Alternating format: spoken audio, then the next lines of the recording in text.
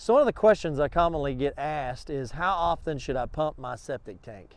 So to clarify something, everything that takes sewage is a septic tank. I don't care if it's an aerobic or it's a 1,000-gallon tank, because it's pretty much your two options here.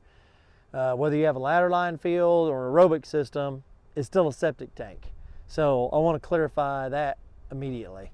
I would say a standard rule of thumb is every 3 to 5 years. You should have your tank pumped. And I don't care if it's an aerobic system or it's a standard ladder line field with a 1,000-gallon tank. The reason you want to do that is because it's going to make everything last longer, your system's going to perform better, your pump's going to work better. If you have an aerobic tank, aerobic system, and you have 5 or more people living in your house for a period of 3+ years or more than 3 years, you need to have that tank, the trash tank, pumped out every 3rd year if you have 5 or more people living in your house. I've looked at enough of these that they need to be pumped out more regularly on the aerobic system when you have that many people using it.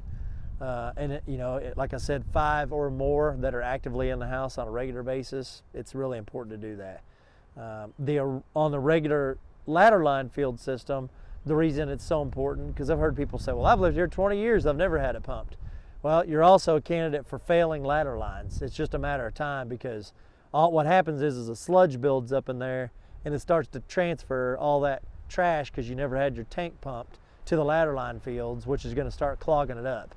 And then you're going to be mad when somebody like me or another installer comes because you didn't have it pumped for 20 years and says, well, it's a $6,000 job to replace all your ladder line fields, because they're completely caked off and you can't clean them. There is no way to clean those. So I hope this helps on pumping and some basic reasons why you should have it done and when you should have it done. Thanks.